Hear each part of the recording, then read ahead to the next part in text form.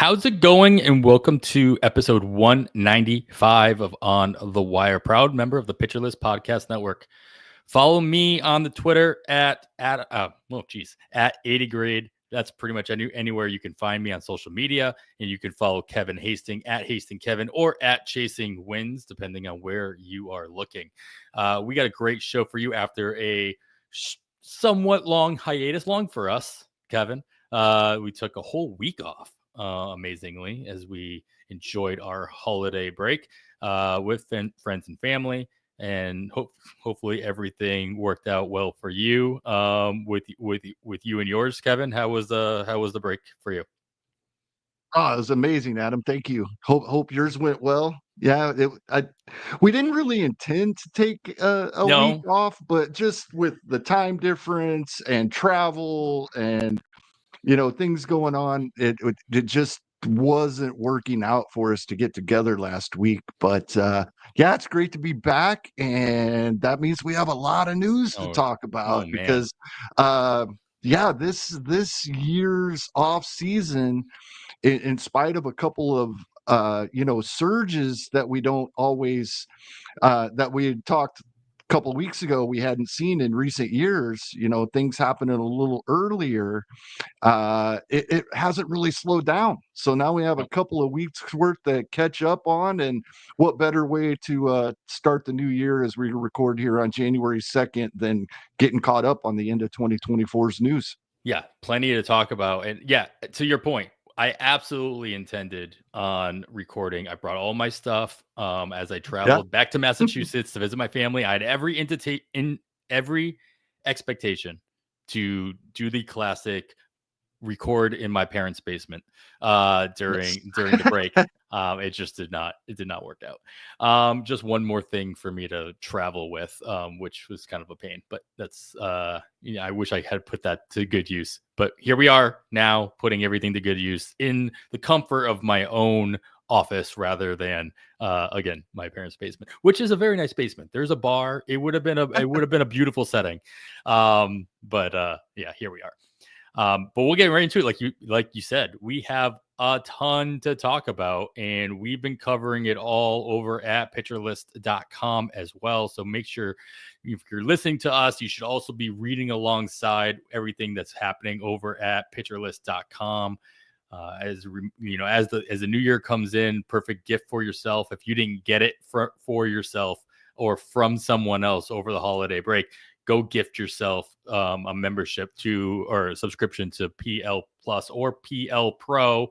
You'll thank me later once all the new bells and whistles and toys are announced, and you'll get that whole year membership to enjoy it all year round and into next off season as well. So check that out, pitcherlist.com/premium to see all the options we have there at PitcherList. But let's get right into the actual news, Kevin. We're going to start with my Red Sox. And I said this before we started recording.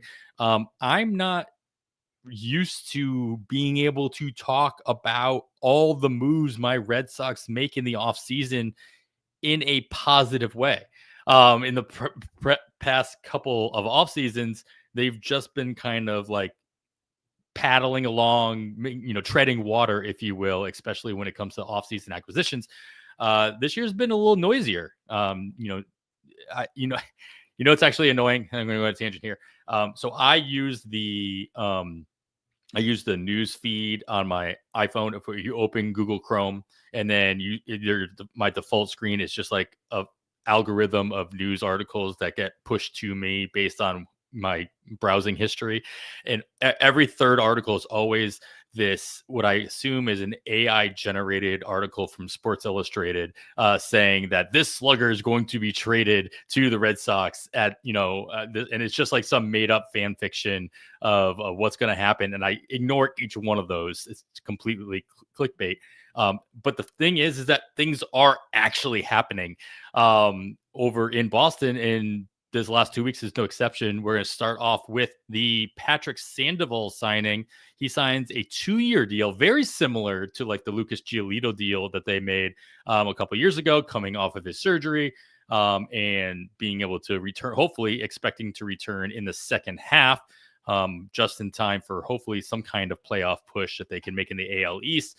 And just to jump around the timeline here, just to stay with the Red Sox, they also add to their rotation by signing a 1-year deal with Walker Buehler, coming off his time with the Los Angeles Dodgers.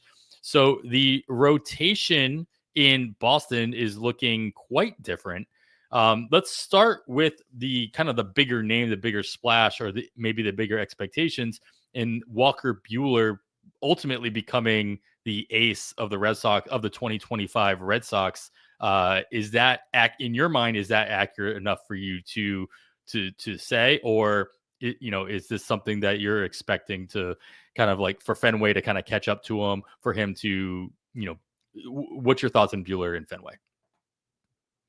No, I think with Bueller, it really depends on how comfortable you are with what we saw Mm-hmm. at the very tail end of 2024 and then into the postseason. Did that sell you or not? Coming off his second Tommy John, the 2024 season was not good, and it's been a while since we saw Walker Buehler good. And then he was excellent in the World Series, right? And even the NLCS. So it was cool to see, and I have drafted Walker Buehler. I feel like where you can get him, in the I want to say about the 240 range of ADP is about where I've drafted him a time or two. I think it's worth a shot there. I don't think Boston is counting on him being the ace. That's Garrett Crochet, right? And I think they're still expecting steps forward from guys like Tanner Houck, Brian Bayo, Cutter Crawford. I don't think Walker Buehler has to be an ace for them, but if he can be anywhere close to what we saw in the postseason, even if it's this is going to scare people away, even if he doesn't always even go 5 innings, right? I think he can go out there and be productive. I think we're looking of well better than the 5.38 ERA we saw in 2024. And I think it's worth a shot. It's if his price goes up too much, I might reconsider, but I think his min pick is still like 180. So that's 12th round in a 15 teamer. So you're looking at your third or fourth starting pitcher. If you're going pitching heavy, then maybe 5 or 6, and that would be even better. But I think it's worth a shot. I am not 100% confident we see anything close to what we saw 6-7 years ago when Walker Buehler was one of the first 5 starting pitchers off the board. But I think he can well outperform that 240-ish ADP. No, I thank you for correcting me like right off the bat. Of course, Walker Buehler is not the ace with the acquisition of Garrett Crochet being at the top of the order there. But you really look at this rotation as I have it pulled up here, at least as it's outlined on Roster Resource. Garrett Crochet, Tanner Houck, Brian Bayo, Cutter Crawford, Walker Buehler as the 5 in theory. Plus, on the bench, as we just mentioned, Patrick Sandoval hopefully coming back in the second half. Lucas Giolito, also Garrett Whitlock, kind of being around there as well. This is a much deeper rotation than I am used to as a Red Sox fan, and they have some pieces that are coming up as well. I wonder, is the Patrick Sandoval return just the trade acquisition at the deadline that I can expect? Is that what I could probably expect from Red Sox management come the end of July? Well, I think it really depends. I think this move is more for 2026. Yes, there is hope we see him in the second half, but this move for the Red Sox, as you said, similar to Lucas Giolito, similar for the Royals with Kyle Wright, right? This is giving him a 2-year contract, but they're really banking on what they think that he can do for them in 2026. So it's worth monitoring. Maybe late into DC, but I have not had good luck drafting guys like this that I'm expecting to come back in the second half in DCs. So I'm trying to steer away from that. It is something I've done in the past, and it things, when we're coming back from this long of a layoff and this serious of an injury, it doesn't take much for June to turn into August, to turn into we see 6 innings in September, and so I wouldn't be counting on him. With that said, as we like to say a lot, we'll probably be talking about him of that in mid-season on our weekly fab Yeah. shows, because if he does make it back, there will be some interest there, because I expect the Red Sox to have a nice offensive lineup again. And one thing I've been looking at, Adam, is the park factors. And I bring this up from time to time about the narratives that we get sucked into, and then we forget to see if that's the way things are still playing Mm-hmm. out. Sure. And so one thing I've been looking at is there's a reason we look at the default on Baseball Savant for park factors is a 3-year rolling average, because park factors are very noisy. So that is why we do that. I still find value in looking at the most recent season, because we may not know what's going on that caused those changes. Cleveland in 2024 was a perfect example. Right. Offense was way up in that ballpark, and then we found out why, right? I think it was Eno Saris was the first one I heard talking about. Yeah, they chopped off a bunch of the seats out there. The air's flowing through there better. The ball's traveling, right? So I do like looking at the most recent years, and oftentimes we see something that doesn't really make a whole lot of sense to us. And Fenway Park for power, so home runs specifically, in 2024 was 10 points below league average. Their home run park factor is a 90 for just home runs in 2024. And then when you look at home runs by left-handed hitters, it's lower than that, right? We would expect right-handed power to play a little better in Fenway. 87, right? And then right-handed hitters in 2024, 94, right? Home runs weren't hit in Fenway in 2024 by either side. And so I'm not, when you go back to the 3-year, right? Fenway is number 2 overall, still slightly below average in home runs, though, right? So I think this narrative that we're worried about pitchers going to Fenway, yes, number 2 overall park factor. So that's based on runs scored, but it's not home runs.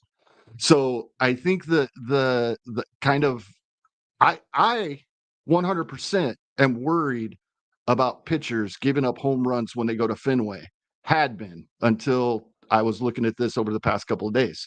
It was a mistake. I should not be worried about home runs at Fenway Park for my pitching.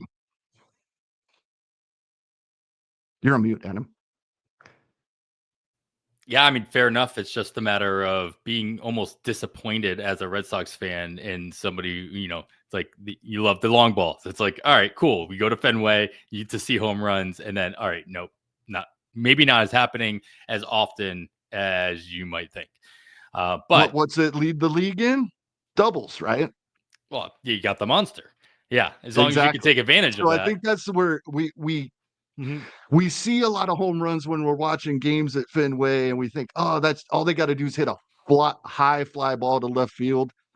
It doesn't happen as often as we think. No, That's my point. that I am aware of. It's like Yeah. hitting a ball over the mark, even into the monster, is such a sight. It's kind of like seeing the ball hit McCovey Cove in San Francisco. It just doesn't Mhm. happen that as often as the spectacle would make the average viewer think it does. Because if a ball gets hit into or over the monster, it gets shown as a top 5. It gets shown in the Sports Center. Like it's just one of those things that it's a sight to behold. And so because it is highlighted so often, I do think that there is a general consensus that it happens all the time. Right. Yeah. My favorite home run into the monster is still a couple years ago. So, I can't remember who hit well, I know who hit the home run, but it was actually Giancarlo Stanton hit a home run into the monster, and the fan threw it back and hit Stanton as he was rounding I do second. remember that. I mean, it's awful bouncer too, so it's not like it hurt him or anything. But the fact that he made it, and with that kind of pinpoint accuracy, more shout out to that guy.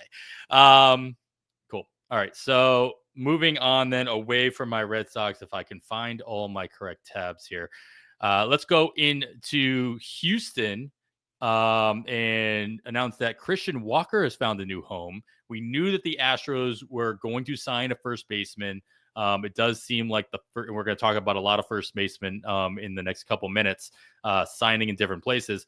But Christian Walker kind of leads us off here with a 3-year, $60 million contract in Houston.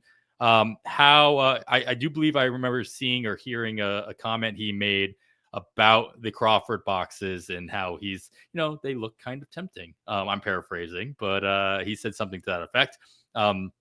Are you like we said the same thing about Jose Abreu when he went to Houston? It's like if he can just take advantage of the Crawford boxes and start pulling the ball more, do you see Walker actually doing that and leaning into it? And then just, is this a 40 home run pace? Like write it down in marker, or do you expect some more of a, what are you expecting out of Walker in Houston?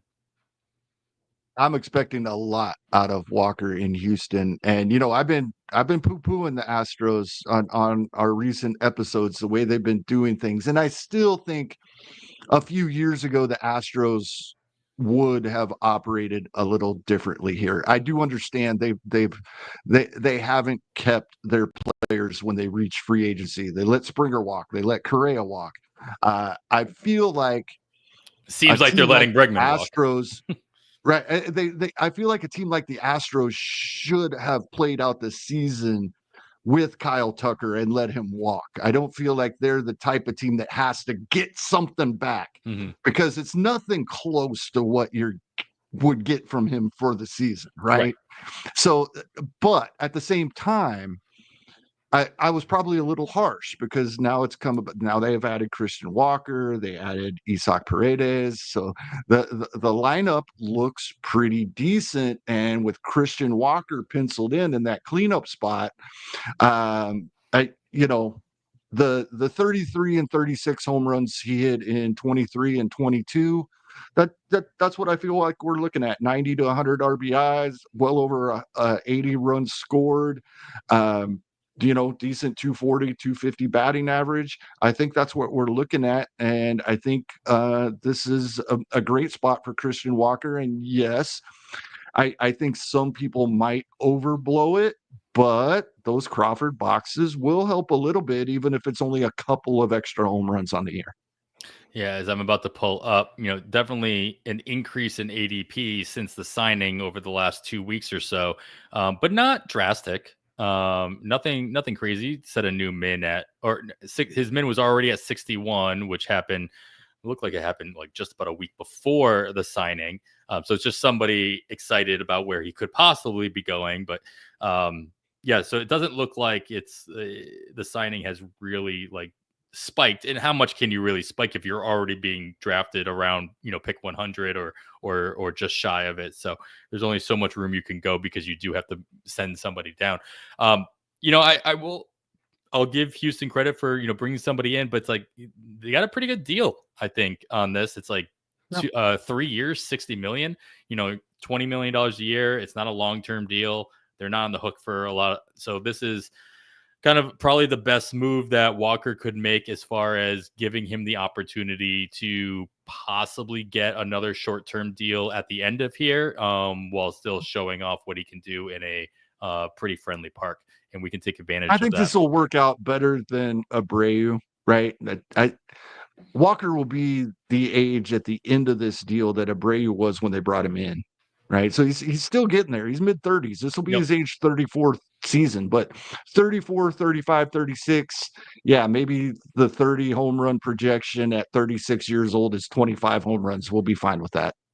Yeah, I agree. But I I think we're going to see a little bit more than 25 home runs, at least in his first year on this contract. Well, oh yeah, I expect 30 plus Yeah, this first year of the deal. Cool.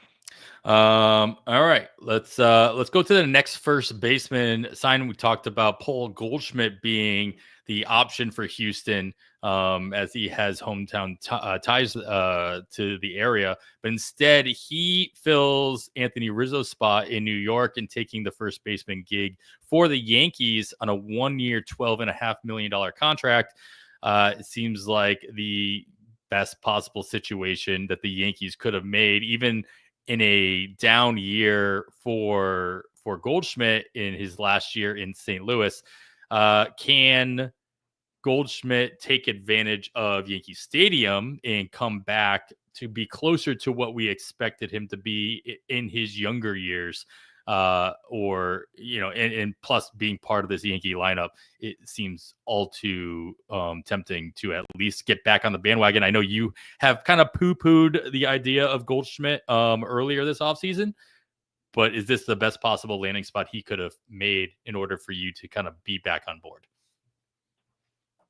It is one of, if not the best landing spot. I still don't know that I'm back in it at average draft position here. I was just looking because I was curious. There's been online championships already completed, right? 12 team fab leagues on the NFBC. And so I was kind of looking at those. They're a little higher price point than other drafts we've seen results from so far. And the fact that they're fab leagues, that's what I wanted to look at. There's been 4 of them completed when you look at ADP of online championships, and he's gone as early as 161, as late as 222, and with it being 4 drafts, the average is right in the middle there at 192. So we're looking, what is that, 16th round in a 15-team league, but these are 12-team leagues.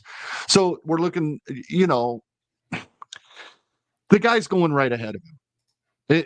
This is what I should actually be looking at. Yandy Diaz is going ahead of him in those online championships. I think I would take Paul Goldschmidt if I'm looking for power. I think that he's projected for 24 home runs now. I believe that is an update after 22 last year. Yes, with that short porch, could he get to 26, 28 home runs? Absolutely. I am just not. I am convinced, and I've been wrong about Paul Goldschmidt multiple times already. Right. I thought his swing was really slowing down 5 years ago. We saw 2 amazing seasons after that. And I traded him away in a keeper league for not very much. And the commissioner called me. Are you what's going on? It was one of those calls, right? Just checking in. What's your thought process? And when I gave it to him and told him, I'm out on Paul Goldschmidt, I think he's slowing down, he accepted that, but I was wrong. He came back and had 2 amazing seasons after that. So I've been wrong about him before, and I may be again. It's just not a pick for me. But like I said, I would take him ahead of Yandy Diaz, who's going ahead of him. I'd probably take him ahead of Cody Bellinger. That's not saying much if you've heard me talk about Cody Bellinger. I would not take him ahead of Jake Berger, right? So that's probably the line there. Guys after him, I might like Toglia a little more, even with only half his games being in Colorado. I'm very intrigued by Ryan Mountcastle with the Walls in Baltimore coming back in a little bit. So I guess what I'm saying is I think his ADP is in about the right spot. It still might not be for me, but I could see myself pulling the trigger there, depending on how the rest of the draft is going. And if a couple of these guys that typically go after him get snagged earlier than I'm expecting, I think the with that lineup, Paul Goldschmidt should be fine, even at 38 years old in 2025. Now the question is, even as your starting first baseman. So this is kind of with the measurement here, because he is, if you look at drafts over the last 2.5 weeks or whatever, he's the 15th first baseman off the board on average. with the guys that you mentioned all going around him. So does this give you a little bit more confidence to completely wait on first base, knowing that you have a Paul Goldschmidt there to put in as your starting first base and not to rely on him as your corner? Um, I have to say yes, because I know I embrace being a hypocrite so here sometimes, Adam, but I have drafted Josh Bell as my starting first baseman. So I have to say I'd be okay with that with Paul Goldschmidt, and then I'll have Josh Bell, 15 rounds later as my Yeah. corner. We will get to Josh. You know what? That's fine. That's a nice segue. We're going to talk about Josh Bell next, but we do have to take a quick break. All right, as promised, we'll get all the first basemen out of the way. So jump around the timeline a little bit more. Josh Bell signs a deal to return to the Washington Nationals. I haven't looked if that made any kind of a spike, but Kevin, as the Josh Bell truther of the podcast, as you mentioned, are you still at 100% for him? Have you completed any more drafts that you weren't able to grab Josh I have Bell? not completed any more drafts. I Okay, think all I right. I I think I still have Josh Bell everywhere. Yeah. All right. Well, as I'm pulling up his player card over at the NFBC site, there has not really been a spike. There's a slight spike, and he's now being picked at around 280, 290 instead of, say, 350. So I guess a 40 pick swing in a couple of drafts is nice. But is this you were drafting him, or at least you said it early in the offseason, hoping or expecting him to be signed by somebody like the Yankees, being Mhm. part of the Washington Nationals, now also playing alongside Nathaniel Lau, who they just traded for with the Texas Rangers. What are you how are you feeling about Josh Bell in his new role on his new team, with this new kind of looking lineup? Well, it here the only issue is, right, a few years ago, we've talked about this quite a bit as well. Juan Yepes is the issue here, right? Not Nathaniel Lowe, because Nathaniel Lowe will be the starting first baseman. Josh Bell, right now, roster resource has him hitting right behind Nate Lowe in the 5 spot as the everyday DH. Juan Yepes showed us a little more in 2024 than he had previously, and we've talked about it. I loved Juan Yepes as a prospect.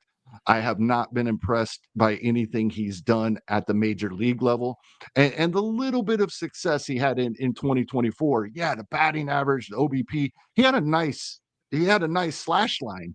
Still, only 6 home runs in 250 plate appearances. That's not what I was hoping Juan Yepes was going to be, but over the past 2 to 3 seasons, I've realized that probably is who he is. I think Josh Bell gets everyday DH plate appearances, and in that 5 hole in a lineup that we've talked about multiple times. Now with adding Josh Bell, we're looking at CJ Abrams, Dylan Cruz, James Wood, Nate Lowe, Josh Bell, Luis Garcia Jr., Kybert Ruiz. We expect to have a nice batting average. And then Mm-hmm. Tenna, who Uncle Ted, I'm sure, is about to bring up Jose Tenna because he does all the time. And then Jacob Young is the awesome defensive center fielder and steal, 100 bases. This lineup looks pretty darn good. And if Josh Bell is going to hit in the middle of it, like I have been saying all offseason, pencil him in for 20, 70, 70, with a decent batting average. I feel just as confident about that as ever. And sure, would I have rather seen him land the spot that Paul Goldschmidt did as the cleanup hitter in Yankee Stadium? Yes, but I don't think this is a bad landing spot at all. Yeah, I mean, as I just had up on the screen a second ago, and I'll toggle back to it. Josh Bell looked pretty good in the second half. Kind of had that down first half, especially in the power department. But all kind of came back around in the complete opposite direction by mid July. So if he can continue rolling with that in Nationals Park in Washington, we're looking at a pretty good landing spot in general for a first baseman that you, like you mentioned, you can get 15 rounds later than what your normal starting first baseman is, and not somebody you have to rely on as your starting first baseman. But the difference between what you're going to get out of Paul Goldschmidt at age 37, 38 in Yankee Stadium, and Josh Bell in Washington, is probably not going to be far off, if off at all. But about 15 rounds apart. That's the difference. Yeah. Not the number of home runs, not the number of Right. counting stats. I shouldn't just throw that out there. I should actually look. But Josh Bell has not been drafted in the 4 online championships that have been completed. So we're talking so we can talk about him. 360 players, 360 players deep. He is not being drafted. So he'll be available on the wire. So we can talk about him. We're allowed to talk about him come seasons. Probably that first fab period before the season even starts. Especially if he goes off in spring training or something. Yeah. Something crazy. All right, cool. Well, we'll get to the next first baseman on the list as I'm kind of scrolling through trying to find all the information. But let's go. It was like Major League Baseball, if that was a fantasy draft and you were on the turn and needed a first baseman, you were screwed, right? We had like 15 first basemen either traded or sign a free agent deal in a 12-hour period. Yeah. And here's one of those trades that you are alluding to. Besides Nathaniel Lau going into Washington, we have Josh Naylor being sent to Arizona, and then Cleveland goes back to back and then signs a new first baseman, instead of just filling the gap with somebody in-house, which they do have. Chose instead to bring back Carlos Santana on a 1-year deal, $12 million. So he is starting. $12 million is definitely starter money, especially for the Cleveland Guardians. And so he, in his age 39 season, he'll probably have every day or close to every day plate appearances at first base for the Guardians. So first and foremost, Josh Naylor in Arizona versus Pavin Smith, staying in Arizona, was just kind of sitting around watching the news to make sure Arizona didn't bring back Christian Walker and didn't bring in another first baseman. Lo and behold, they didn't bring in a first baseman per se that is guaranteed to completely kick Pavin Smith out, but it's pretty close. Are you expecting Pavin Smith to still be as relevant as he was, say, for the last 3 or 4 weeks ever again? Unfortunately not, because he is a platoon bat. Mm-hmm. Granted, it's large side of platoon, but when you're large side of platoon DH, you can lose some of those starts versus righties as well if other guys need a break from playing the field. Ketel Marte's played a lot of games at DH the last few years. And Corbin Carroll looked healthy in the second half last season, but you never know when he might need a break. Unfortunately, I do not think the plate appearances are going to be there for Pavin Smith to draft him. This will be somebody that we will be interested in based on matchups throughout the season. So another guy, like you just mentioned with Josh Bell, that we'll probably be talking about throughout the year. But unfortunately, this move probably diminishes the projected plate appearances for Pavin Smith quite a bit. Yeah, as Russell Resource has listed out here, we got Josh Naylor batting in third in the lineup in a pretty mixed handedness lineup all around in Arizona. So they can do a lot of different things throughout the course of the season, depending on their matchups. Pavin Smith in the large side of the platoon at the DH spot, at least in this initial. I mean, Arizona may not be done as well, moving kind of pieces around. Carlos, both for his RBI and his run scored potential. I know Cleveland. Here's another thing I was looking at this week. Plate appearances that entire teams got in the 2024 season. There's some surprising ones on here. And the narrative was Cleveland's so much better offensively than they've been in the past, or that we thought they would be. Only the Chicago White Sox had less plate appearances as a team than Cleveland. Who had the most plate appearances in baseball? The Arizona All Diamondbacks. right. So there's a big jump in plate appearances for an individual player just making that move. That's true. Right. So this is great. And then you add in the fact when you go down and you look the on base percentage of the projected starting lineup for Arizona, they are all well above 300. 319 is the lowest. Right. So there's going to be traffic on the base paths for Josh Naylor to drive in. He's also going to be driven in by Lourdes Gurriel Jr., Jake McCarthy, Eugenio Suarez, Pavin Smith versus righties, right? This is a great move for Josh Naylor in spite of, like I said, I think without looking at the actual numbers, no, Cleveland was great offensively in 2024. No, they weren't. They were the second worst as far as how many plate appearances their team got, which means how often they're got on base as a team. They just were very efficient in scoring runs. They were not getting on base or driving them in. Yeah, Naylor, pretty much the low man on this Arizona lineup when it comes to OBP at 320 ending the season. Only one other guy in their current lineup, Eugenio Suarez, at 319. So right back to back there. So if you're the low man at 320, that's a pretty good sign that your team knows how to get on base and keep the ball rolling as far as going through the lineup as many times as possible. So I know it was health the previous two seasons, 2022 and 2023. But you're making that team change, and the projections for Josh Naylor have him, at least Steamer has him for less plate appearances with Arizona than he had last year with Cleveland. This is the type of thing I look for. If you believe Josh Naylor is going to stay healthy, you give him a bump in plate appearances, that's going to bump up his projection, and then he's probably a value at where he's being drafted. Sure. I mean, he had 633 plate appearances last year. Like, he can do it. It's just a matter of will he do it consistently moving forward. Going back to Cleveland, though, Kevin, Carlos Santana in his age 39 season, is this, a player that we'll be talking about early on in the season for free agency to kind of fill in any injuries that might happen to our corners? Or is this just kind of a plug and play when you're absolutely, break glass in case of emergency situation, fantasy wise? No, I think this is going to be the same as it's been for, it seems like 100 years. It's definitely been this way since Carlos Santana left Cleveland the first time. I know that his time in Seattle, he wasn't great. Kansas City fans would tell you he was horrible in Kansas City. I don't think he was horrible when he was in Kansas City.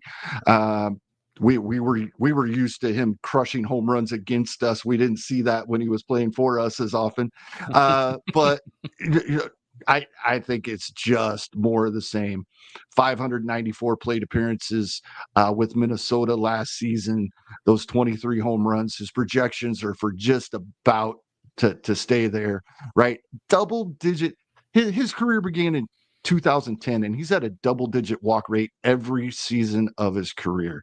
That is amazing. Low strikeout rates, never been. 2011, it was over 20%. Right. So I think we're going to continue to see more of the same, this 230, 240 batting average, about 20 home runs, that 70-70 I like to talk about with runs and RBI. I think this will be fine. I just caution that he will need to play every day to get to this close to 600 plate appearances, because Cleveland as a team, even when we thought their offense was really good, they weren't getting plate appearances. Yeah. So, and I jokingly mentioned that Cleveland had an option at first base and decided to go with Carlos Santana instead. Kyle Manzardo, what does this do for you viewing Manzardo going into the 2025 season? Roster Resource has him on the strong side of the platoon in the DH role.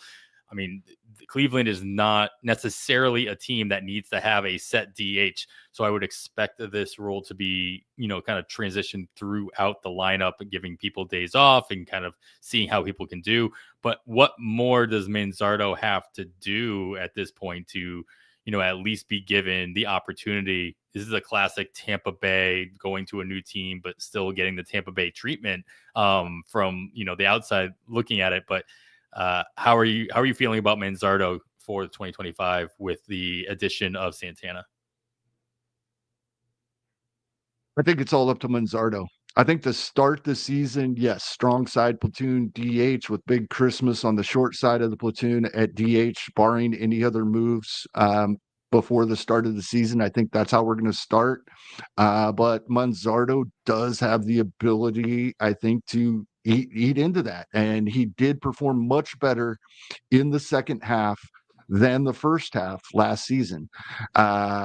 He he had more plate appearances in the first half and 0 home runs, 5 home runs in the second half, and his batting average jumped from 207 to 270.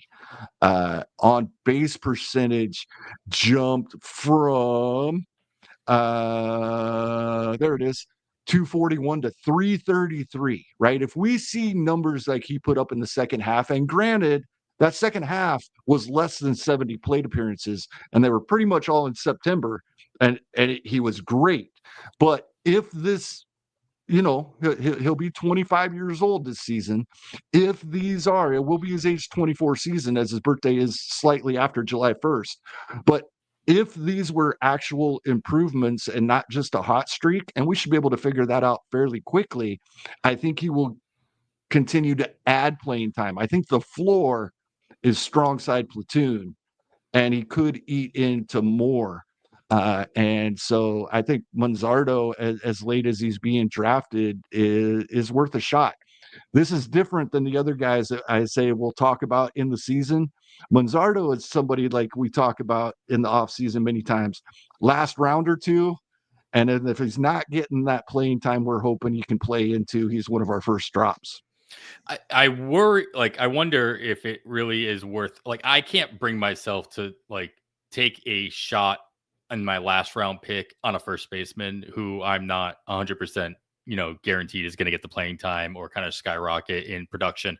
I'd rather take the chance on a guy who could get the closer role through spring training or get could win out, could find himself in a really good situation through trade or that I'm expecting or hoping for or whatever, with more of a 5-tool increment. So first base is not typically the one I'm going to take that last chance on unless I really struggled in my draft for the position, or I need a backup at my corner spot still, and I still haven't done that.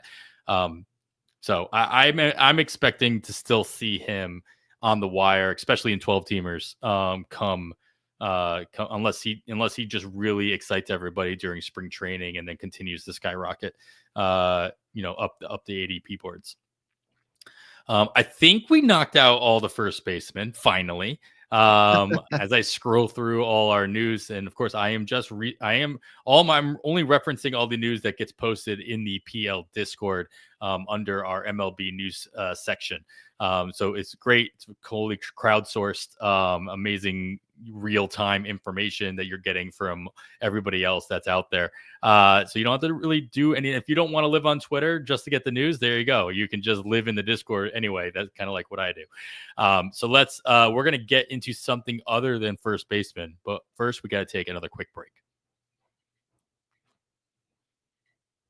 All right, I can finally talk about a different position, Kevin. Let's get into some pitchers. But we're going to stay in the market of trading as the Philadelphia Phillies acquire Jesus Luzardo, trading with the Miami Marlins, of course.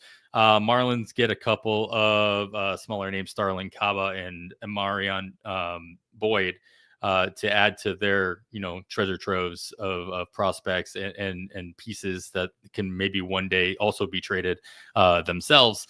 Jesus Luzardo, of course, being traded to Miami in previous. Now he finds a new home with Philadelphia. Philadelphia's rotation also looking quite different than it did previously. Can Luzardo make a better? Can Luzardo take advantage of this new situation on a winning ball club to thus also build on what he has been building over the last couple of years? Do you trust him more in Philly or less in Philly? Neither. I don't trust him because we haven't seen him pitch since June. Mm-hmm. He says he's 100% great, but coming off 66 innings and then not seeing him since June is concerning. Um, you know, we got the 178 innings out of him in 2023, and that led to the excitement coming into 2024, and then it reverted right back to the injury plagued career we had seen since he was in Oakland. That's my worry. Now, the fact that it's the Phillies who are, uh, at least they believe, and I would believe as well, contenders in the NL East, wanting to give him a shot here. I think it's yeah. I hope it works out. I just don't have a lot of confidence that we'll get much more than the 60 some innings we got from him in 2024. That's my only reservation, because when you look at the Phillies staff right now, right? Zach Wheeler, Aaron Nola, roster resource actually has Christopher Sanchez listed above Nola, but that's a right, left, right thing. And then Ranger Suarez and Jesus Luzardo. Uh, they need Jesus Luzardo, in my opinion, right? I was gonna say the same thing. Like, they don't have the depth. My question was gonna be, if and when Andrew Painter was ready to go, is Luzardo the first man out in Not lieu if of he's healthy, Painter? Okay. because if he's healthy, he could be, well, theoretically, he could be the number one of this staff Mm-hmm. when healthy, right? I would say he's probably the 2/3. I don't think anybody would tell you that he's above Aaron Nola with what he's done for his career for Philadelphia, but he'd be close if healthy. So, yeah, this is unfortunately, this isn't something we can wait and see. You're going to have to draft him if you want him, and it might work out. And I there could be, when I say I'm hypocritical, I could talk about another pitcher that's in a very similar situation and say I think it's worth taking that shot. I probably have and probably will. I just have an uneasy feeling about Jesus Luzardo here. Mm-hmm. Yeah, I mean, fair enough. I think that's fair. Like you said, especially based on his track record, recent track record, and even when he was healthy, he was definitely not completely in control of what he was throwing and where he was throwing it as Yeah, well. 2024 numbers aren't near what they were in Mhm. 22 and 23. So another classic situation where it's like a team is just taking the shot that he actually is telling the truth and he's actually healthy. Obviously, they have health records and medicals and all that to also base that opinion on. Mm-hmm. But you also got to take the man at his word if he's that confident about where he's at and where he's going to be. All right, moving on. I'm trying to filter out all these first baseman news items, Kevin. It's kind of difficult to do. We will head over we'll stay in the NL East, and they bring back Sean Manaea on a 3-year, $75 million contract. It's just you're just expecting more of the same. Did New York just kind of like tap into something with Manaea to make him extra productive, and they're just going to continue to squeeze that lemon as long as we can, or are you expecting it to sour? I'm sorry, I apologize to everybody for the terrible analogy there, but I'm gonna lean into it. I understand the concerns that Nick has, and I've heard from some others with and everybody's attributing Manaea's great second half to that change in his arm slot after watching Chris Sale pitch, right? And I understand the concerns that that's more difficult to hold over season to season than it is in season when you're in a groove and it feels good and it's a feel thing. I get all that. I think the fact that he's going back to the Mets alleviates some of that because that's where he was comfortable doing it. Mm-hmm.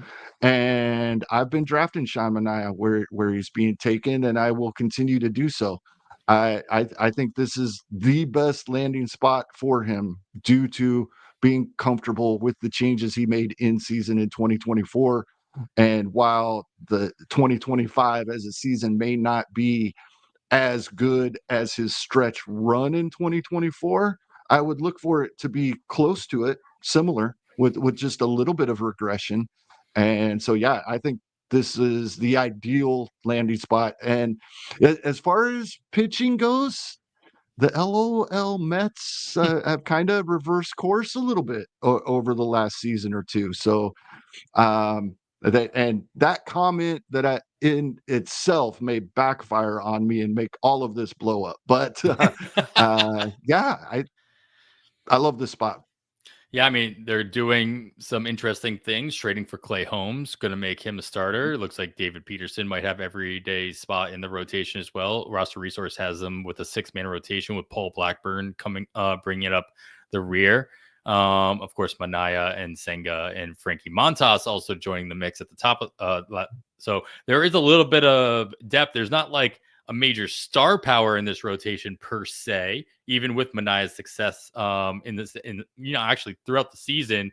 The second half was so good it brought his season long numbers up to very respectable numbers overall, with 12 wins at a 1.08 whip.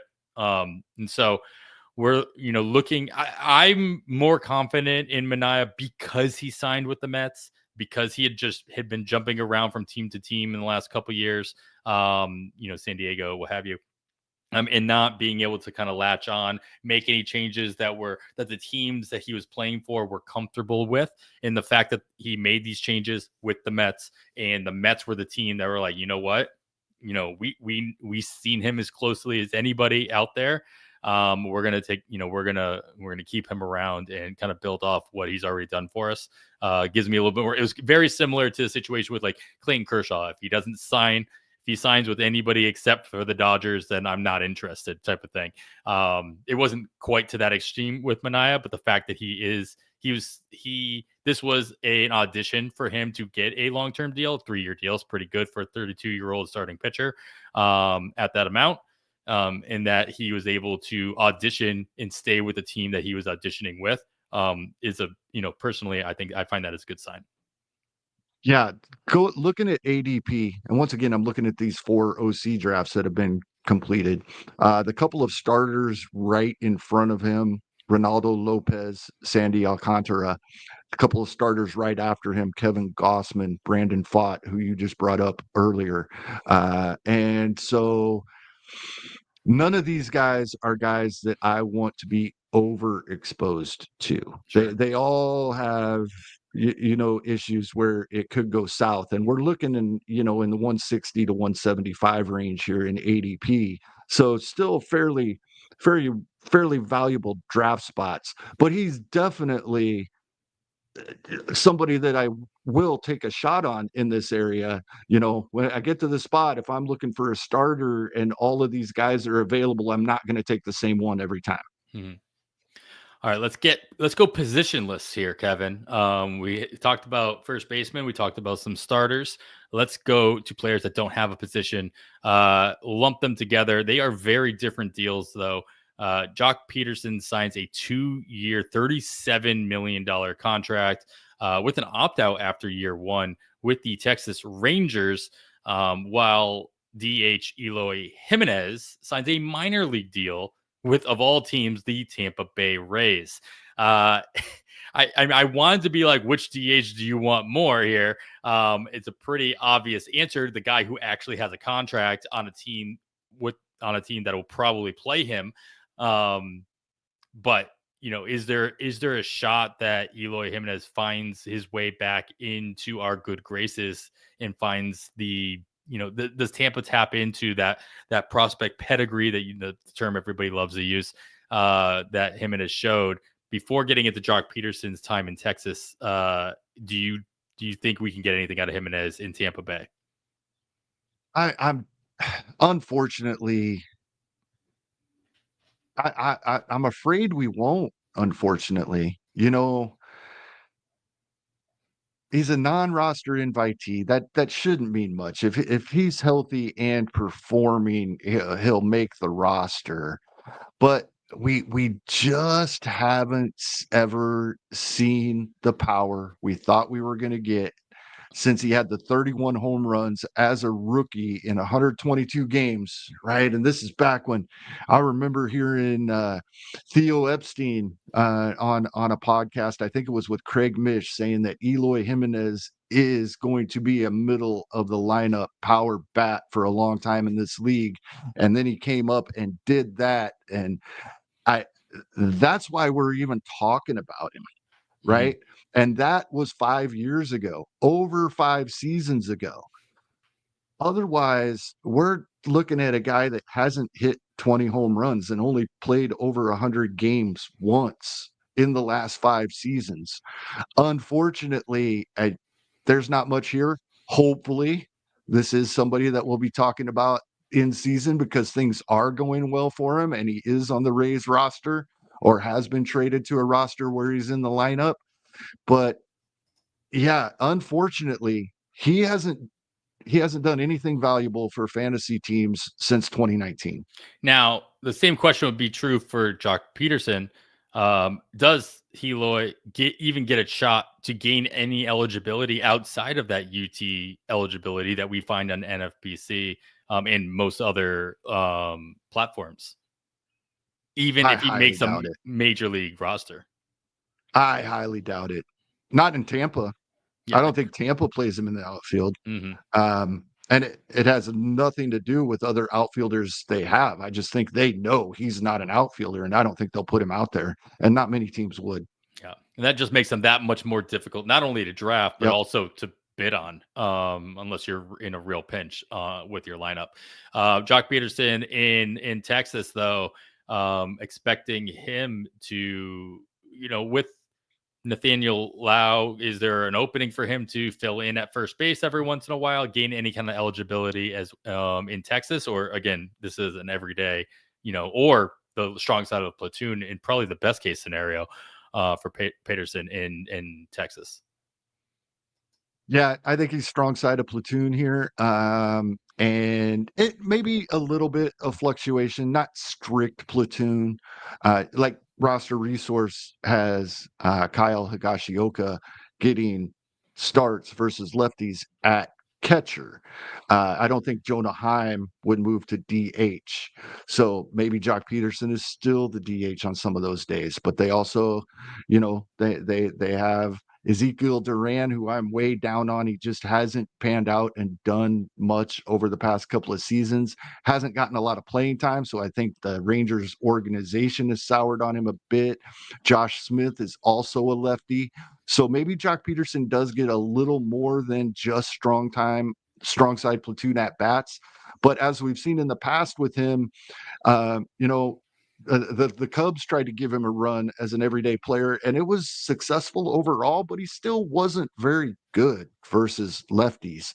So, like you alluded to, we may not want that, Right. which means he's a matchup play throughout the season. But the example I always give of, yeah, strong side platoon players can be very valuable for what he does in those matchups just means more maintenance for us when we're setting our lineups to keep an eye on it and make sure we get them out of our lineup when they're facing multiple lefties in a scoring period. But if we want that batting average to stay close to the 275 we saw in 2024, that's what we want to happen with him. Yeah. So, all right, I'm going to go back to Eloy. I want to compare him to this other signing, another minor league signing deal that we saw come in a couple days after that on Christmas Eve. We saw the Yankees sign outfielder Brennan Davis to a minor league deal, who was let go from the Cubs organization, who's once regarded as, Aaron Lighton said on Twitter, was one of the best outfield prospects before a whole lot of injuries had come through and kind of derailed everything. Who do you expect to have more of an impact at the major with their new major league team? Brennan Dave on this minor league contract, Brennan Davis in 2025 with the Yankees, or Eloy Jimenez 2025 with Tampa Bay?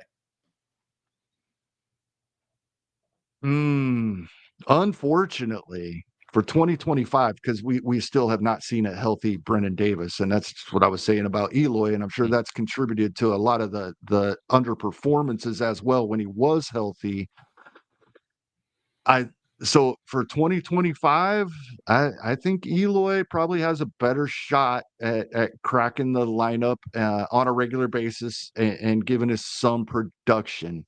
Uh, I'll definitely be keeping my eye on Brendan Davis. As you said, it hasn't been too long ago since he was top 10 on some prospects lists and definitely on mine. And it's been very disappointing for the dynasty leagues where I was able to roster him that we just haven't seen him healthy, even in the minor leagues.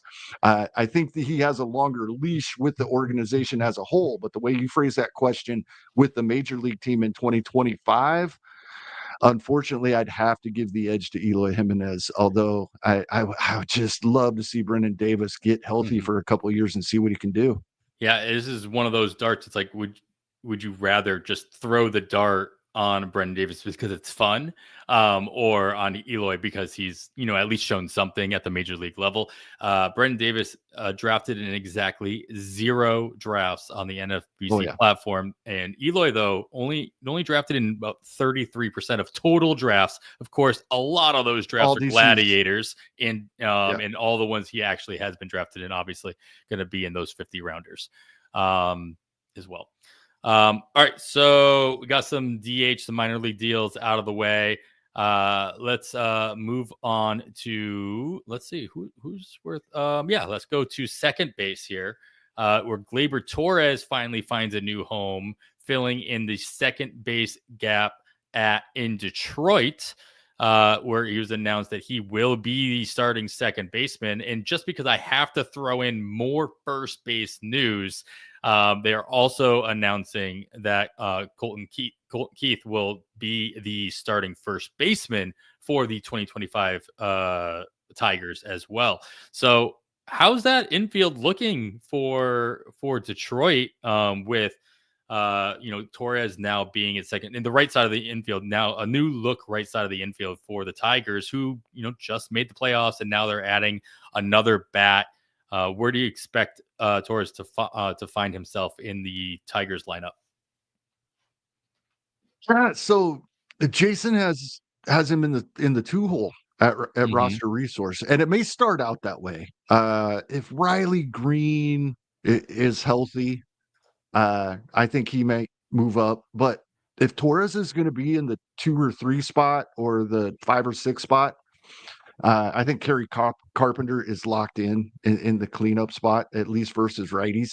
So, but he's going to be in a decent spot in the order regardless, and maybe a really good spot if he does land in that 2 hole. And I I am a Gleyber Torres fan, and it's because I'm not a Yankees fan and I don't have unreasonable expectations. And I don't think he's going to hit 12 home runs in Baltimore every season, right?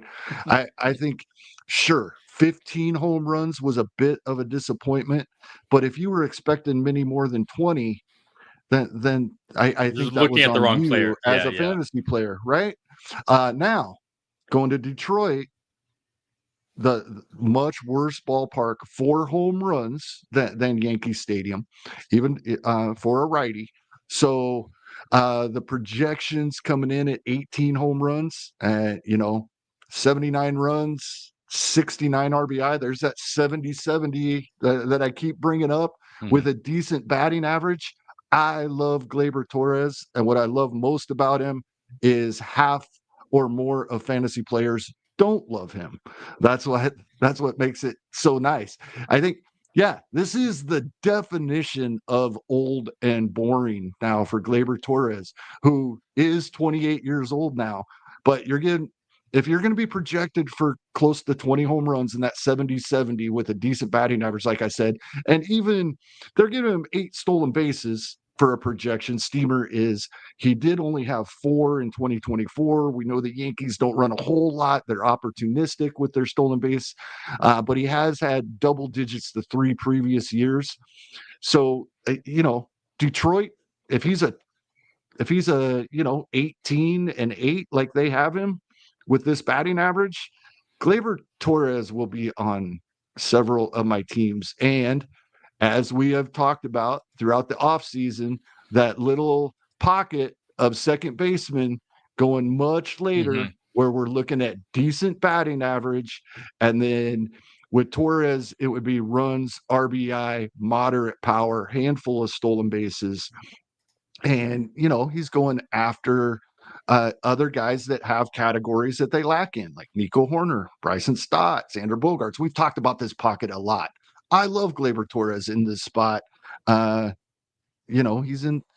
He's being his average draft position in those 4 online championships of 222. We're talking 18th, 19th round there. Absolutely, as a middle infielder. Yeah, and like you kind of let off with, if you're not drafting Gleyber Torres for the home run, so that decrease in home run in the park factor is not, he's not the guy that's hitting. And that's not, like maybe he goes from 15 to 12, or maybe he goes from 20 to 15, going from those ballparks. But to echo your sentiment as well, the park factor is revolving around actual hits in singles and doubles. They're right in the same ballpark, pun intended, I guess, between Detroit or Comerica and in Yankee Stadium. So shouldn't be expecting too much of a change there. I think the main difference is going to be the fact that hopefully he does keep that top of the lineup, or top third of the lineup position through the month of April, and can kind of hold it into the season as well. And he can just rack up more plate appearances that way. All right, so we got a second baseman off the board. We talked about all the first basemen, and now we get into some outfielders, where at least one major outfielder that was still on the board, Teoscar Hernandez, decides to stay with the Los Angeles Dodgers on a 3-year extension, $66 million for him. He gets, of course, a deferred money. He's got a signing bonus. They throw out any fun way of paying their players at different time periods. So more power to him, to getting a $23 million signing bonus on top of that. More of the same from Teoscar Hernandez with the Dodgers for the next 3 years. I think so. He's a little younger than most people would think, is my guess. 32 years old. It seems like he's been around for a 15-year career already. But yeah, I know when they signed Conforto, there was a little bit of hesitation on my part, and I heard from some others, maybe they're not re-signing Teoscar, because we all assumed he was going back to the Dodgers at first. But then, it was such a great fit. A lot of it had to do with how much he enjoyed playing there. He talked about it publicly quite often. I think he's going to right back into that cleanup spot. And the fact that they signed Conforto a few weeks earlier and are paying these guys both well is a huge hit to Andy Pages, unfortunately, unless the Gavin Lux doesn't work out and Tommy Edman goes back to the infield. That's what I would look out for here. Roster Resource has Gavin Lux as a second baseman, at least on the strong side of a platoon. And that's what I would remember. I know everybody knows this, but don't forget, when we're not talking about him, that nobody else is going to be in the designated hitter spot for the Dodgers. That's gone when we're talking about anybody other than Shohei Ohtani, right? So they don't have that flexibility. We know the Dodgers will play a lot of matchups from time to time, but the Andy Pages takes the initial hit. But if Gavin Lux doesn't continue to do what we saw a couple of flashes of him doing in 2024, and they finally give up on him, then Pages, I think, could be right back in there, and Tommy Edman moves to the infield. So I wouldn't completely give up on Andy Pages, but for right now, he's taking the hit.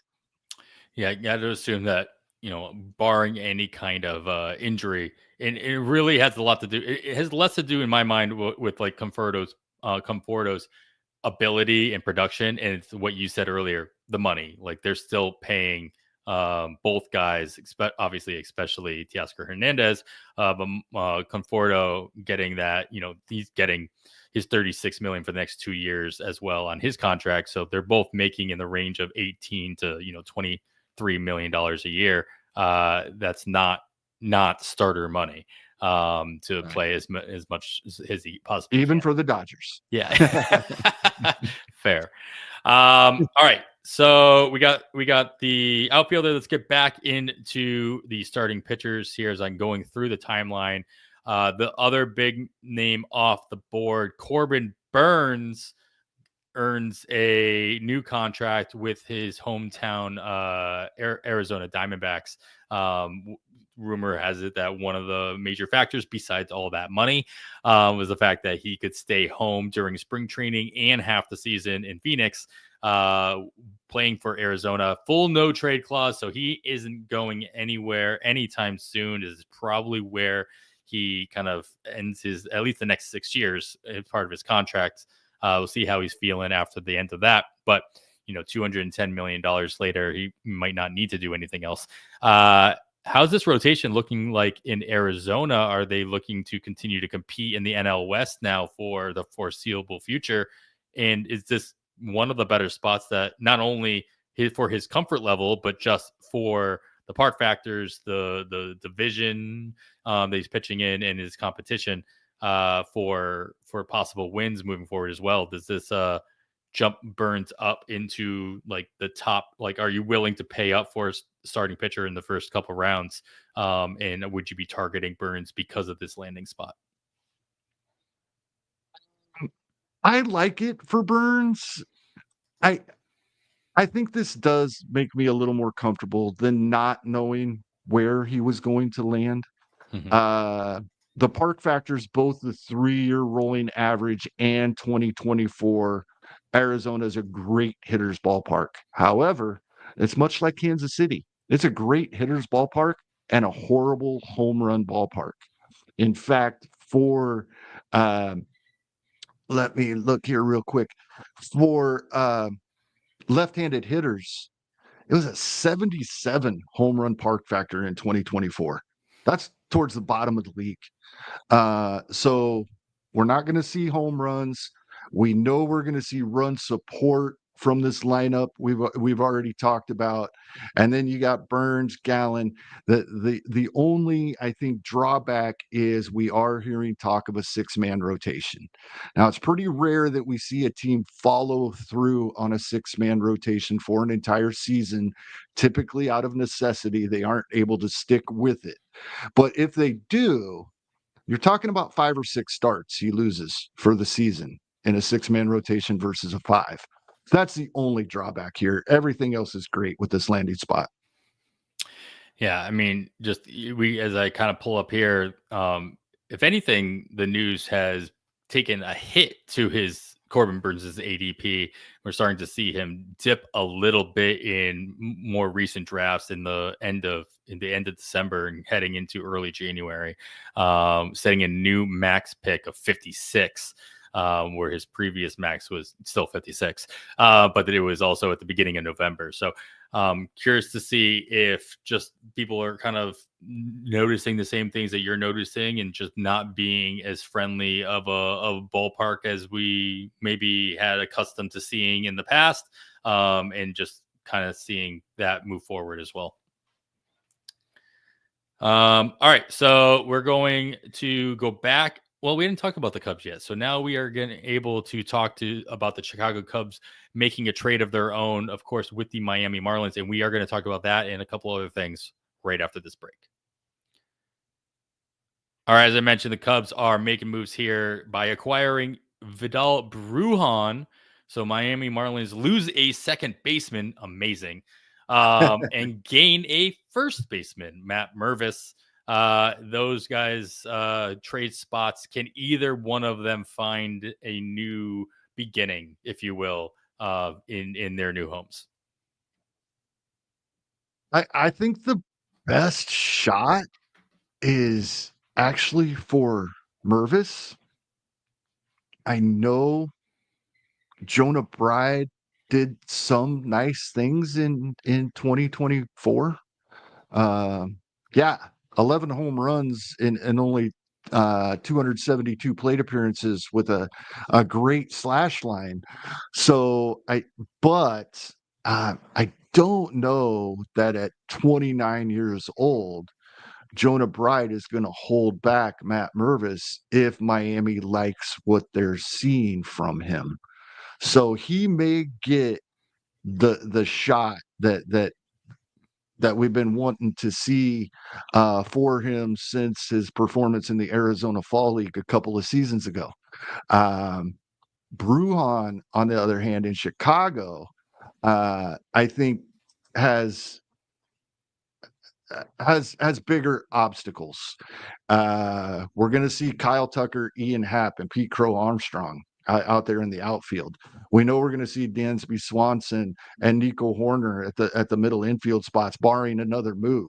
So, and these are all everyday players. None of them are platoons. Mhm. Maybe Bruhan as a switch hitter will get some playing time at third base if Matt Shaw's struggling against righties or something along those lines, or he just needs a break because he's a young new player to the team, and so he gets an extra day off here and there and gets Bruhan in there. But I like this Cubs lineup where it's sitting, and most of these guys are everyday players.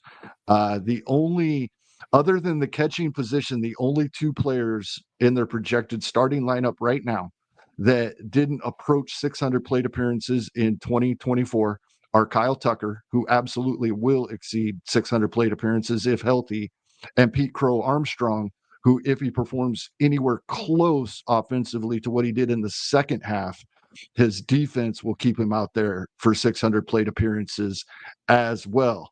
So there's not a lot of room here other than that third base spot.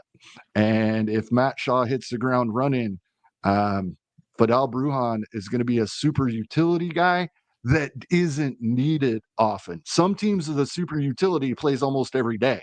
Mhm. If this Cubs lineup is healthy and performing, there's not going to be a utility player getting a lot of playing time in Chicago, I don't believe. Yeah, I mean, of course, you mentioned, we've been using roster resources page for a lot of these lineup analysis during the show, and I've got it pulled up right now.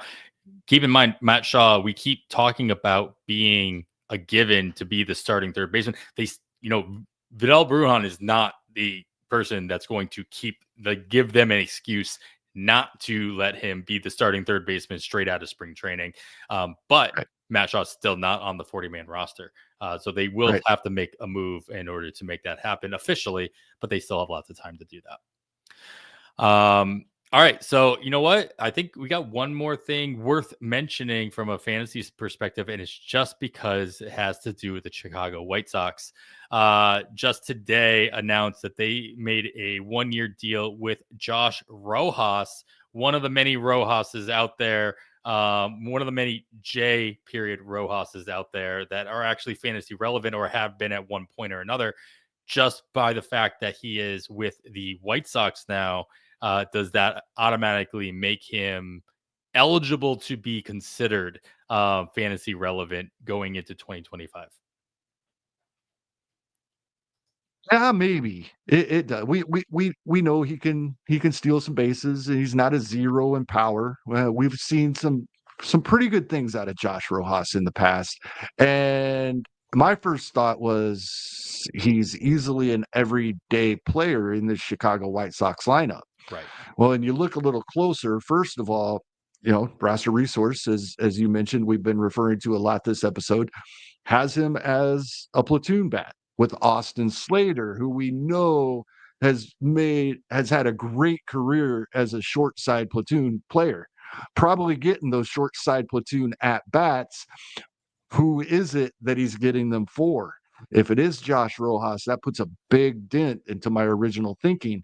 Original thinking, a player like Rojas goes to the White Sox and he's going to play every day. And then, yeah, the White Sox, I don't want to jinx them, but they have to be better than they were in 2024, right? A little better.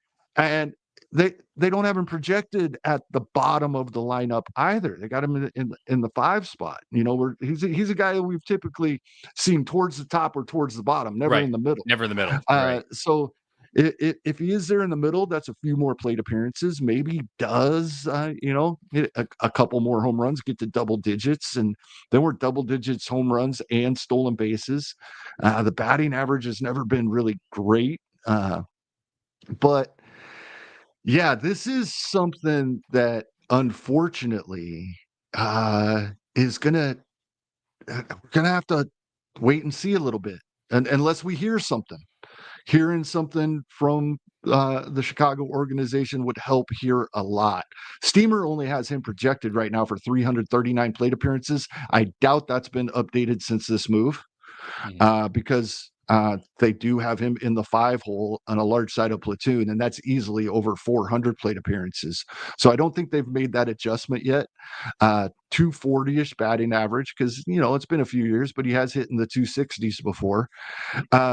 This is a guy we're going to talk about in season, Adam. I think he'll be available out there on the wire, and there will be weeks in matchups, or maybe even he could be an early season streamer that ends up sticking if he does actually get everyday plate appearances. Yeah, I mean, this is a classic White Sox move that, grab a middle or an infielder in general, let him play as much If as he's possible, and trade him at the deadline or even before the if he hits deadline. 280 and already has 25 stolen base, exactly, And they'll then get a something back contender, for him. contender gets injured and they get desperate and they need to throw in a backup. And so he has a strong possibility of, no matter how good he does for the first 3 months of the year, can lose all viability in fantasy once he is traded. And I would be picking him up expecting as such. And so if you are in a trading league and you want to do the exact same thing with somebody who is not as aware of the situation, get whatever you can, as much as you can, after the very first hot streak that Josh Rojas can muster up in those types of leagues. All right, Kevin. There were a couple other smaller moves. I don't think that they really impact a lot of relievers that don't have chances at bullpen or at the back end bullpen positions, with maybe a couple of exceptions here. The White Sox made a trade for Tyler Gilbert with the Philadelphia Phillies for Aaron Combs, so not really being fantasy relevant across the league here. Nick Gordon signs a minor league contract with the Orioles. Again, not expecting much there. Caleb Thielbar with a 1-year deal with the Cubs, so they do add to their bullpen in a positive way. Thielbar having some positive impact in the past. Did I miss? Is there another first baseman that I didn't talk about? Because I feel like that was the common theme. Like you mentioned, it really did feel like there was just a first base run Yeah, in there real was. life. And if you're still looking for a first baseman, you're kind of out of luck. There is still one out there, obviously. Still looking for either a new home or a return home to New York. Obviously, talking about Alonso here, Pete Alonso. He might be. Well, he's by far the biggest name. Do you expect him to go back to New York, or is there somebody else out there that's still kind of desperate for a first baseman or DH type that you expect to kind of pay up for? I'm not sure where else he would end up, but I would think that he's probably a little disgruntled at this moment that they've made these other signings and not him. Right. I feel like that, but also they made these other signings. They had a great finish to 2024. They seem to have improved, and that's enticing to go back to. So they could work that way as well. But typically, the longer the offseason goes without a player being re-signed by his former team, I think it becomes less likely. Obviously, there's some exceptions. Yeah, I mean, with the no matter how much money Cohen has with the Mets, they still have spent a lot of money, Oh yeah. and for them to kind of be dragging this out as long as they can without having to pay him makes a lot of sense because of what they've already done this offseason. Whether it's warranted that he gets it or not is up for debate. But I don't see an obvious pick elsewhere. Now that all these other first basemen have been gobbled up because he is going to be wanting that long-term deal where he's going to be making, a good chunk of change. The Mets are going to do something, right? That they're They going to do always do. something because that yeah, and they already have, as you alluded to. They've spent a ton of money, obviously, but you know, like right now, Roster Resource has Mark Vientos at first base, Brett Beatty at third base. I think that Brett Beatty situation has sailed in New York. So they're signing either a first baseman or a third baseman or trading for one. I would think maybe they still are confident in Brett Beatty, but I think Mark Vientos took over that spot in 2024. Mhm. The only other spot that doesn't spend money but maybe could use a first baseman that stands out to me is Seattle. And they have spent money on a first baseman prospect of their own, did not work out. Mm-hmm. So there could be an opening there. But I don't see Seattle being the place that's gonna throw out that kind of money for one individual player, especially one that's going to play first base most of the time. Cool. Well, Kevin, unless there was another news item that I just completely missed, is there anything else that you can close this out with as we enter the new year? We do have some listener leagues to get going.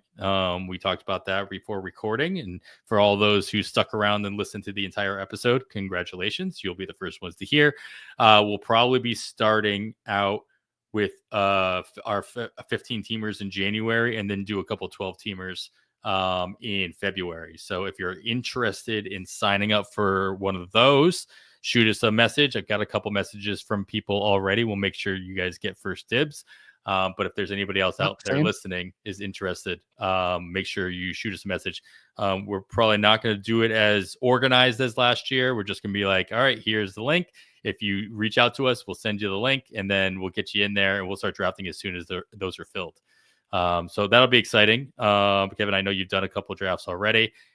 Besides the draft that we live draft a couple of weeks ago, I have not completed a draft yet. I've kind of been holding being in a holding pattern. So this will probably be my first true live draft once we get this going. So that'll be fun for me. Yeah, I haven't done one since that draft yet either. But I have the itch. I'm ready. So we'll be drafted here shortly. Just one thing I want to bring up, because I mentioned it a couple times in this show, and it's like, don't get sucked into narratives. And oftentimes you can go look at numbers, and sure enough, what we expected does fall in line with what that narrative is. However, at the same time, like I broke down the plate appearances by lineup position for all 30 MLB teams, and what I am coming to realize is, sure, the quality of the lineup matters. You probably get more runs and RBI in the same number of plate appearances, right? You're better off if you are hitting 6th for the Yankees than if you're hitting 6th for Miami, right? But the plate appearances is not different, not nearly as much as I think most of us would expect, right? 678 is my projected plate appearances for the New York Yankees 6th hitter. 678. For Miami, 656. 22 plate appearances different between the Yankees and the Marlins. I think most people would expect that number to be bigger. It's a much bigger issue, your lineup position with the same team, right? I have always used the number 150 plate appearances for the difference between leadoff and 9-hitter. It's about for Arizona, who had the most last year, we're looking at 146 plate appearance difference between first and ninth in the lineup. And all the way to the bottom, the White Sox, right? Worst team in baseball, least amount of plate appearances for their team, still 137, only 9 less than Arizona. So from the team with the most plate appearances in baseball to the team with the least amount of plate appearances in baseball. We're talking about a 15 plate appearance difference in the difference between the 1 and 9. Hopefully that makes sense the way I said that. I'm looking at the numbers, and that might not have made a lot of sense. But when you're talking about changing lineup position in the same lineup, it can be a drastic difference in plate appearances. What I'm getting at, team context doesn't mean nearly as much to me as it did before I looked at this. As far as, sure, it's not going to be just a straight linear number of counting stats based on plate appearances, because the plate appearances of the better team are probably of higher quality. However, I don't think the team context is nearly as important as we've made it out to be. At least I've made it out to be in the past. It's all about lineup position in the lineup they're in. That was a lot of numbers, and I appreciate every single one of them. But it is amazing, like the narratives that we create for ourselves, and then whether we do And it we end up setting and forgetting a guy that we shouldn't be, right? we either consciously or unconsciously just set and forget the narrative, and we don't choose to go back and actually see what those changes actually have been over the years, over the last couple months, over the last couple weeks for that matter, and just assume that it is. So it just goes into, it just compounds the amount of work it actually takes throughout the course of a season to get things right. And you got to be extremely dedicated to win those really competitive leagues with all that information that you have to go out and find and trust and push yourself to actually use the information and not just lean back on stuff that you're like, That's oh, the this is hard just part. how it is. Yeah. Yeah, Awesome. every year I say I'm drafting ratios. Right. I'm going to pay more attention to ratios. I say it every year. Every year I start out that way for the first few rounds of a draft. And then big home run numbers and big stolen base Yeah. numbers become very appealing in spite of poor batting average numbers, Mm-hmm. right? Same thing on the pitching side, right? And then at the end of the year, every year I hear John Posma get interviewed, being congratulated on another overall championship in one format and another. And every year he says the same thing. I just pay attention to my ratios. But it's so hard when It's a shiny toy. 45 home runs looks a lot nicer than the 220 batting average does for Kyle Schwarber, right? Well, especially in your case, that you say that if you start off that way, you feel like you have the cushion, and you I feel like feel I have a base. I got a base. I can work off that. It's cool. I can draft the 224. I've got the 280. That's Yep. evening them out. They got the pillow, but you there's only so many pillows that can actually keep you afloat. All right. Well, with all of that and everything else, that is going to wrap it up for episode 195. 5 more episodes until 200, Kevin. Amazing of On the Wire. After all that, I am Adam Howe. On behalf of Kevin Hastings, thanks for listening. And we bid you goodbye.